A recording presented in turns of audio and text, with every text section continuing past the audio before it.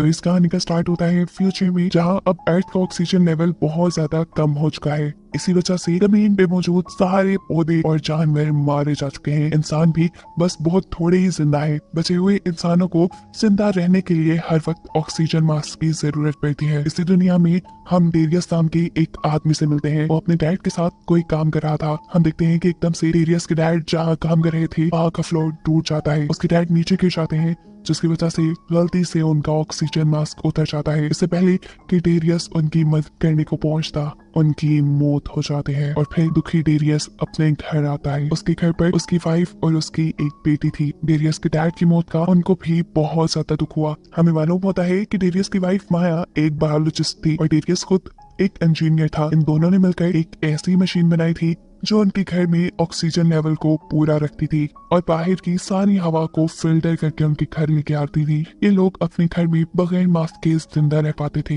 यहाँ इनके इस अंडरग्राउंड बंकर वाले घर में सब कुछ मौजूद था और अगर इन्हें किसी चीज की जरूरत पड़ती तो ये लोग ऑक्सीजन मास्क पहनकर बाहर की दुनिया से उसे ले आते। डेरियस माया से कहता है कि कल को मैं डैड की ग्रेव बनाने जाऊंगा और मेरे साथ कोई भी नहीं जाएगा क्योंकि हमारे पास ऑक्सीजन के रिसोर्सेज बहुत थोड़े हैं। यहाँ एकदम से उसको अपने ऑक्सीजन मशीन वाले सिस्टम में भी बीप सुनाई देती है। वो जाकर चेक करता है तो उसे मालूम होता है कि जमीन का ऑक्सीजन लेवल और गिर गया है। ऐसे में अब उनकी मशीन उन्हें इतनी भी ऑक्सीजन प्रोवाइड नहीं करेगी कि यहाँ पर 3 लोग जिंदा रह पाए। अब इनकी मशीन सिर्फ 2 लोगों को जिंदा रखने के लिए ऑक्सीजन बना पा रही थी। ये सब देखकर डेरियस बहुत ज्यादा परेशान होता है। अगली सुबह हम देखते हैं कि डेरियस अपने डैड की ग्रेव बनाने के लिए बाहर जाने वाला था। वो अपनी बेटी से कहता है कि अपनी मॉम का ख्याल रखना, बार बार जनरेटर चेक करती रहना और देखना कि मशीन में कोई प्रॉब्लम ना हो। माया और उसकी बेटी जोहरा को लगता था कि डेरियस शाम तक लौट आएगा, लेकिन उस शाम के बाद वो कभी वापस नहीं आया। 6 महीने गुजर गए। ये लोग उसको ढूंढने भी नहीं गए क्योंकि अगर ये लोग यहाँ से बाहर निकलती तो खुद मर जाते। इस बंकर में अब सिर्फ माया और जोरा ही रहती थी। उन्हें आज भी ये उम्मीद थी कि डेरियस वापस आ जाएगा। इस उम्मीद में ये दोनों जिंदा थी और एक दूसरे का बहुत ख्याल रखती थी। माया जो बायोलॉजिस्ट थी उसने अब आहिस्ता आहिस्ता अपने इस बंकर से बाहर निकलना शुरू कर दिया था क्योंकि उसे उम्मीद थी कि कहीं ना कहीं वो इस जमीन को दोबारा से जिंदा कर सकती है। वो हर रोज यहाँ पर पौधा लगाती थी इस उम्मीद से कि शायद कोई तो पौधा बढ़ेगा, लेकिन आज तक का लगाया उसका हर पौधा मर रहा था। जोरा को अपने डैड डेरियस की बहुत ज्यादा कमी फील होती थी। यहाँ पे उसे अपने डैड बहुत याद आते थे और अब तो वो तंग भी आ चुकी थी इस इंतजार से। इसीलिए वो माया से कहती है, मॉम मैं बाहर जाना चाहती हूँ, मैं डैड को ढूंढने की कोशिश करना चाहती हूँ। जिसके जवाब में माया कहती है, बस जोरा बहुत हो गया। कितनी मर्तबा हमारी इस बात पर बहस हुई है और मैंने कितनी मर्तबा कहा है कि हम यहाँ से बाहर दूर नहीं जा सकते। अपनी मॉम का रूट बिहेवियर देखकर जोरा उनसे नाराज हो जाती है, लेकिन वो कितना भी नाराज रहती। अगले दिन माया जैसे ही बंकर से बाहर आई पौधे लगाने के लिए, तो यहाँ आकर जोरा ने अपनी मॉम से माफी मांग ली। इससे पहले कि अब ये लोग अपने बंकर में वापस जाते, इन्हें यहाँ पर 2 लोग दिखाई दिए जिनसे डरकर ये लोग बाहर ही एक गाड़ी के पीछे छुप जाते हैं। माया दिखती है कि वो दोनों लोग इन्हीं के बंकर के पास जाकर जोर जोर से बंकर नॉक कर रहे थे, ऐसे जैसे उन्हें पता हो कि यहाँ कोई रहता है। इनको देखते हुए जोरा माया से कहती है, मुझे लगता है कि इन्हें किसी मदद की जरूरत है। लेकिन माया अच्छे से जानती थी कि अब इस दुनिया में किसी पे भरोसा नहीं किया जा सकता। माया का प्लान था कि जैसे ही वो दोनों इनके बंकर से दूर जाएंगे, ये लोग भागकर अपने बंकर में वापस जाकर छुप जाएंगे। इससे पहले कि वो दोनों लोग यहाँ से चले जाते, माया और जोरा दोनों की ही ऑक्सीजन मशीन बीप करने लग जाती है क्योंकि उसमें ऑक्सीजन बहुत कम रह गया था। और ऐसे वहां पे खड़ी हुई औरत को इनके बारे में पता चल जाता है। जैसे ही वो औरत इन तक पहुंचती है तो दिखती है कि वहाँ कोई नहीं था क्योंकि जोरा और माया पहले ही यहाँ से भाग चुके थे। इस लड़की का दूसरा साथी उनके बंकर की छत के ऊपर था। वो जोर जोर से चिल्लाकर अपने साथी को कह रहा था, पीछे देखो पीछे देखो। इससे पहले कि वो लड़की पीछे दिखती, जोरा और माया दोनों उसे धक्का देते हुए अपने बंकर के अंदर घुस जाती है। वो लड़की खड़े होकर पीछे से चिल्लाती रह जाती है, प्लीज मेरी बात सुनो, हमें बस तुम्हारी मदद की जरूरत है, हमारी मदद करो। लेकिन माया उनकी एक नहीं सुनती। बंकर के अंदर जाने पर जोरा और माया अपने बंकर की छत वाली विंडो से इन दोनों से बात करती है और कहती है, यहाँ से चले जाओ। जवाब में वो लड़की कहती है, नहीं मैं तुम्हारी मदद के बगैर यहाँ से नहीं जा सकती। देखो यहाँ से कुछ ही दूरी पर हमारा 100 लोगों का एक कैंप है और सबकी जान खतरे में है। अगर तुमने हमारी मदद ना की तो सब लोग मर जाएंगे। मैं तुम्हें, तुम्हारी बेटी को और तुम्हारे हस्बैंड को बहुत अच्छे से जानती हूँ। तुम्हारे हस्बैंड का नाम डेरियस है, वो मेरा दोस्त था। तुम माया हो, तुम्हारी बेटी का नाम जोरा है। देखो मैं सब जानती हूँ, बस मुझे इतनी सी मदद चाहिए कि मुझे तुम्हारे बंकर का ऑक्सीजन फिल्टर करने वाला सिस्टम देखना है जिसके बारे में मुझे डेरियस ने बताया था। हमारे कैंप में सैकड़ों लोग रहते हैं और वहाँ पर भी सेम ही फिल्टर लगा है। हमारे ऑक्सीजन फिल्टर में कुछ खराबी आ गई है। मैं बस तुम्हारे वाला ऑक्सीजन फिल्टर देखकर उससे आइडिया लेना चाहती हूँ कि कैसे हम अपने फिल्टर्स को ठीक कर पाए। जवाब में माया कहती है, मुझे डेरियस ने तुम्हारे बारे में कुछ नहीं बताया था, मुझे तुम पे बिल्कुल एतबार नहीं, और वैसे भी तुम लोग नीचे बंकर में नहीं आ सकते क्योंकि नीचे सिर्फ 2 लोगों के लिए ऑक्सीजन है। अगर तुम लोग यहाँ आए तो हम लोग भी मर जाएंगे। तब वो लड़की कहती है, प्लीज हम तुम्हारा ज्यादा वक्त नहीं लेंगे, मुझे सिर्फ उस मशीन का ब्लूप्रिंट दे दो। माया एक और बार इन लोगों को यहाँ से जाने को कहती है, लेकिन ये यहाँ से नहीं जाती। उनको देखते हुए जोरा माया से कहती है, मॉम मुझे लगता है हमें इनकी मदद करनी चाहिए। वो हमारे बारे में जानते हैं, डैड के बारे में जानते हैं। ऐसा भी हो सकता है कि शायद इन्हें डैड का पता हो, शायद डैड इन्हीं के साथ हो। जोरा की बात मानते हुए अब वो इन दोनों को अंदर लाने के लिए तैयार तो हो जाती है, लेकिन भरोसा इनके ऊपर अभी भी इससे नहीं था। वो पहले खुद बाहर जाती है और गन पॉइंट पे इन्हें लेकर इनके सभी वेपन छुड़वा देती है। इस लड़की का नाम टेस था। माया यहाँ टेस से अपने साथी के हाथ बांध कर उसे जमीन पे लेटने को कहती है, जो भी ये लोग कर लेते हैं। अब जैसे ही माया बंदी बनाकर इन दोनों को अपने बंकर में ले जाने वाली थी, इनका तीसरा साथी भी आ गया। उसके हाथ में गन थी। माया को इससे खतरा लग रहा था, इसलिए माया ने उसे शूट कर दिया, जिसकी वजह से इस आदमी का कंधा जख्मी हो गया। माया को अब इन लोगों पे भरोसा नहीं रहा था। वो इन्हें अपने बंकर के अंदर नहीं ले जाने वाली थी, लेकिन जब माया खुद बंकर के अंदर जाने लगी तो वो जख्मी आदमी भी जबरदस्ती उसके बंकर के अंदर आ जाता है, जिसे माया बंदी बना लेती है। टेस और उसका दूसरा साथी जो बंकर के बाहर ही रह गए थे, वो दोबारा माया से रिक्वेस्ट करने की कोशिश करते हैं, देखो प्लीज हमें अंदर आने दो, हमारा अंदर आना बहुत जरूरी है। लेकिन माया का भरोसा अब इनके ऊपर से बिल्कुल टूट चुका था। टेस उसे समझाते भी है, देखो वो तीसरा साथी तुम्हारे बारे में कुछ नहीं जानता था, उसे लगा कि तुम हमें नुकसान पहुंचा रही हो, इसलिए उसने तुम्हारे ऊपर गोली चलाई। लेकिन माया एक सुनने वाली नहीं थी। अब टेस का साथी टेस से कहता है, देखो तुम्हारे प्लान पे वर्क करके हमने बहुत देख लिया, हमें देर भी हो रही है, ये ना हो कि सारे लोग मर जाए। अब मैं अपने तरीके से काम करूंगा। असल में उसका प्लान माया के बंकर के दरवाजे को तोड़कर जबरदस्ती माया के घर के अंदर घुसने का था। लेकिन माया भी कोई आम बंदी नहीं थी, इनकी सारी चालाकियों को वो जानती थी। जैसे ही वो लोग ड्रिल के जरिए इनके बंकर में सुराख करने लगते हैं, तो माया अपने डोर में लगे हुए एक सिस्टम टिक करके उसकी ड्रिल को ही शॉक देकर खराब कर देती है, और ऐसे इनका माया के बंकर में घुसने का ये प्लान भी फेल हो जाता है। अब ये लोग एक नया प्लान बनाते हैं, जिसके चलते टेस माया के बंकर के ऊपर जाकर वो पाइप ढूंढने लग जाती है, जिसकी मदद से हवा इनके फिल्टर के अंदर जाती थी। अपने प्लान के मुताबिक टेस ने अपने साथी से कहा था कि तुम बंकर की गेट के बाहर ही खड़े रहना, जैसे ही माया बाहर निकलेगी तो तुम उसे पकड़ लेना। असल में टेस ने उनके फिल्टर का पाइप बंद कर दिया था, जिसकी वजह से इनके बंकर में ऑक्सीजन का लेवल बहुत ज्यादा कम हो चुका था। वो चाहती थी कि ऑक्सीजन बंद होने पर माया जरूर बाहर निकलेगी, इसलिए उसने अपने साथी से गेट के बाहर रहने को कहा था। लेकिन उसका साथी जब उसकी बात नहीं मानता तो माया के बाहर निकलने पे वो उसे पकड़ भी नहीं पाता, और माया मौका देखते हुए अपने बंकर के ऊपर चढ़ जाती है और पाइप भी खोल लेती है। पाइप को खोलने के बाद माया टेस और उसके दूसरे साथी के ऊपर गोलियां चलाना शुरू कर देती है, लेकिन इस हमले से ये दोनों किस्मत से बच जाते हैं। अब टेस अपने साथी पे बहुत गुस्सा थी, क्योंकि उसी की वजह से उनका प्लान फेल हुआ था। माया अभी भी अपने बंकर के ऊपर छुपी हुई थी। जैसे ही टेस के साथी को ये बात पता चलती है, वो भी बंकर के ऊपर जाकर माया को पकड़ लेता है। ये लोग माया को जबरदस्ती पकड़कर अब बंकर के सीसीटीवी के सामने ले आते हैं, जहाँ से कि जोरा से कहते हैं, दरवाजा खोलो, नहीं तो हम तुम्हारी मॉम को मार देंगे। ये दरवाजा या तो पास की से खुलता था या तो अंदर की तरफ से। माया पास की बाहर नहीं लेकर आई थी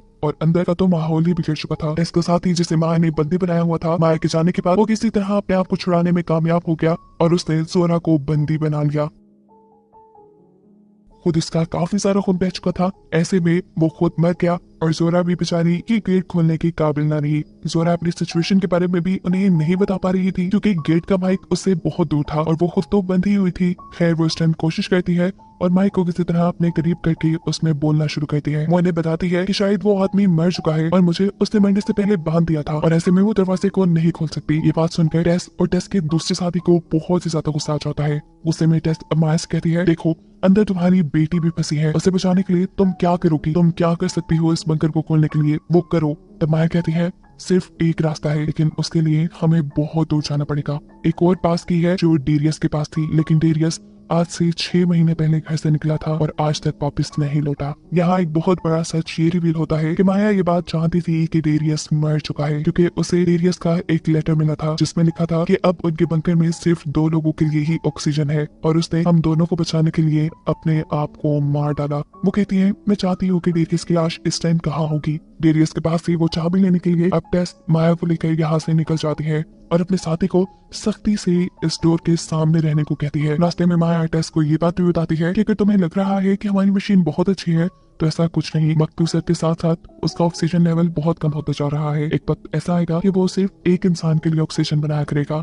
ऐसे में हमारे पास बस बहुत थोड़ा वक्त है। हम खुद भी उस मशीन को मॉडिफाई करने की कोशिश कर रहे हैं। ये सारी बातें और डेरियस की मौत के बाद अभी तक माया ने जोरा से छुपाई हुई थी। थोड़ी दूर जाने पे फाइनली माया को डेरियस की लाश मिल जाती है, जिसे देखते हुए वो अपने ऊपर कंट्रोल न कर पाई, उसे रोना आने लगा। टेस उसे कहती है, माया हमारे पास इतना टाइम नहीं है, तुम पास की लो और चलो, हमारे पास ऑक्सीजन भी कम है। डेरियस के बैग से चाबी निकालते हुए माया को डेरियस के बैग से एक गन भी मिली, जिस गन को वो अपने पास रख लेती है। वो चाहती तो यहाँ वो टेस को मार भी सकती थी और खुद वापस आ सकती थी, लेकिन उसने यहाँ पर टेस की मदद की, क्योंकि कहीं ना कहीं उसे अब टेस पे भरोसा होने लगा था। बिना वक्त जाए किए अब इन्हें माया के बंकर में वापस जाना था, लेकिन बदकिस्मती से वो लोग जिस कार में यहाँ आए थे उसकी सोलर बैटरी खत्म हो जाती है। माया की टांग बुरी तरह जख्मी थी, वो तो चल भी नहीं सकती थी। ऐसे में वापस जाना उनके लिए एक बहुत बड़ा टास्क बन गया था। टेस माया को कहती है, तुम यहाँ थोड़ी देर रुको, मुझे बंकर की चाबी दो, मैं वादा करती हूँ कि मैं तुम्हें लेने जरूर आऊंगी। माया का उस पर एतबार करना एक और मर्तबा मुश्किल हो चुका था।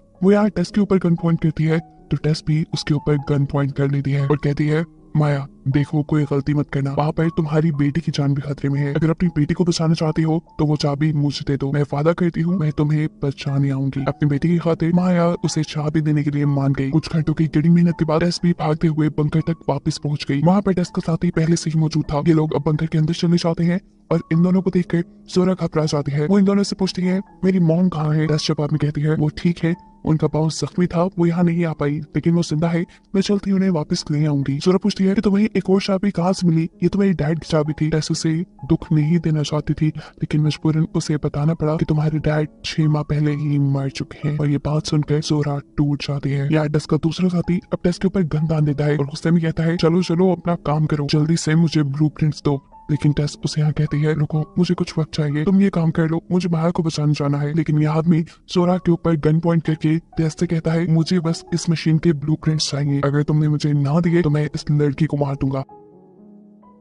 ना चाहते हुए भी टेस उनकी फिल्ट्रेशन मशीन खोलती है और यहाँ उसे कुछ समझ नहीं आता और अब वो अपने दूसरे साथी यानी अपने बॉस को सब सच बता देती है। वो कहती है, मैं डेरियस को नहीं जानती थी, मैंने तो इन लोगों की बातें रेडियो से सुनी थी, हमें इस मशीन को चेक करने के लिए इसकी मॉम को लाना पड़ेगा। वैसे भी ये मशीन ज्यादा बड़ी नहीं है, ये सिर्फ 2 ही लोगों को जिंदा रख सकती है। टेस की ये बात सुनते ही वो आदमी टेस को गोली मार देता है, क्योंकि उसे खुद जिंदा रहना था। टेस को मरता देखकर जोरा बुरी तरह घबरा गई, क्योंकि अब वो इस पागल आदमी के साथ यहाँ फंस चुकी थी। अब क्योंकि जोरा को भी ये बात मालूम हो गई थी कि कुछ ऐसे बाद की मशीन सिर्फ एक इंसान के लिए ऑक्सीजन बनाएगी, तो उसे इस चीज का भी अंदाजा हो गया था कि थोड़ी ही दिनों बाद ये आदमी उसे भी मार डालेगा। ये रात यूं ही कट जाती है, जोरा रोती रहती है, जबकि सीन कट होकर हमें जोरा की मॉम को दिखाया जाता है, यानी माया को, जो कि अभी तक वही फंसी हुई थी। सुबह होने तक भी जब टेस यहाँ नहीं आई तो उसे पता चल गया कि टेस ने उसे धोखा दिया है। उसके सिलेंडर में ऑक्सीजन भी बहुत कम रह गई थी, लेकिन यहाँ किस्मत ने उसका साथ दिया। सुबह होते ही धूप आ गई और उसकी कार चार्ज हो गई, जिसे लेकर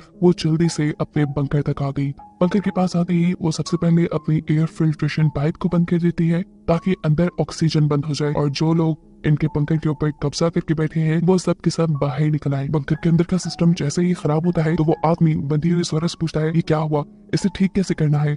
उसे तो कुछ भी करना नहीं आता था। तब जोया बताती है, अक्सर सोलर सिस्टम में कुछ खराबी आ जाती है, इसे ठीक किया जा सकता है। उसे ठीक करने के लिए अब वो आदमी जोरा को बाहर भेज देता है, जहाँ जोरा को माया मिल जाती है। ये लोग एक दूसरे से मिलकर बहुत खुश होते हैं और एक दूसरे को गले लगा लेते हैं। दोनों मिलकर यहाँ का सिस्टम ठीक करते हैं और जब जोरा दोबारा बंकर के अंदर जाने की कोशिश करते हैं तो वो आदमी अब जोरा को बंकर के अंदर नहीं लेके आता। उसे बाहर निकालने का एक ही तरीका था, एयर फिल्ट्रेशन पाइप को दोबारा से बंद कर देना। ये लोग जैसे ही एयर फिल्ट्रेशन पाइप बंद करते हैं तो वो आदमी ऑक्सीजन के बगैर बाहर आ जाता है और उसके बाहर आते ही माया उसे शूट कर देती है। इस हमले से वो आदमी मरा नहीं था, बस सिर्फ जख्मी हुआ था। माया और जोरा जल्दी से अपने बंकर की गेट की तरफ भागते हैं और वो आदमी भी जबरदस्ती उनके गेट में घुस जाता है। अंदर आने पे इन्हें पता चलता है कि इस आदमी ने खुद से इस सिस्टम को ठीक करने की कोशिश की थी, जिसके चक्कर में उसने ये सिस्टम बिल्कुल तबाह कर दिया था। अंदर बहुत सी गैसेस फैल चुकी थी, साथ ही अब इस आदमी ने इनके ऊपर गन भी दान दी थी। माया उसे समझाती है, रुको ये गन मत चलाना, अगर तुमने ये गन चला दी तो यहाँ आग लग जाएगी, यहाँ का सिस्टम बिल्कुल दबा हो चुका है। वो आदमी इनकी बात पे यकीन नहीं करता, इनकी बात नहीं मानता और गन चला देता है। इसकी वजह से यहाँ आग लग जाती है और वो खुद ही मारा जाता है। इन दोनों ने तो ऑक्सीजन मास्क पहना हुआ था, जिसके चलते ये लोग बंकर से बाहर निकल आए थे। इनके ऑक्सीजन टैंक्स में भी ऑक्सीजन ज्यादा नहीं थी। अब रहते भी तो कहाँ रहते, बंकर इनका तबाह हो गया था। बचने की बस एक ही उम्मीद थी, टेस की बताई हुई वो कम्युनिटी जहाँ उसने बताया था कि सैकड़ों लोग रहते हैं। काफी लंबा सफर तय करने के बाद इनकी टैंक्स की ऑक्सीजन खत्म हो जाती है और ये दोनों बेहोश हो जाते हैं। इन्हें होश आया तो किसी ने इन्हें रेस्क्यू कर लिया था और मालूम हुआ कि ये लोग उस कम्युनिटी के पास ही बेहोश हुए थे जिसके बारे में टेस ने उन्हें बताया था। ये कम्युनिटी सच में एग्जिस्ट करती थी और यहाँ बहुत से लोग रहते थे। माया और जोरा भी अब यही रहने लगे थे। यहाँ पे रहने वाले सभी लोग अच्छे थे और एक दूसरे की मदद करने वाले थे। माया और जोरा भी यहाँ अब इनके अच्छे कामों में साथ देती है और इस कम्युनिटी के लिए बहुत से और एयर फिल्ट्रेशन प्लांट बना लेती है। माया क्योंकि एक बायोलॉजिस्ट थी, उसने खराब कंडीशंस में भी पौधे उगाने के तरीके निकाल लिए थे। पौधे उगने लगे थे और सभी लोगों में ये उम्मीद जाग गई थी कि अब कभी ना कभी ये अर्थ दोबारा पहले जैसी हो जाएगी। चाहे इसमें वक्त लगेगा लेकिन हो जाएगी। अपनी इस कामयाबी से जोरा और माया भी बहुत खुश थे, जिन्हें दिखाते हुए ये कहानी खत्म हो जाती है।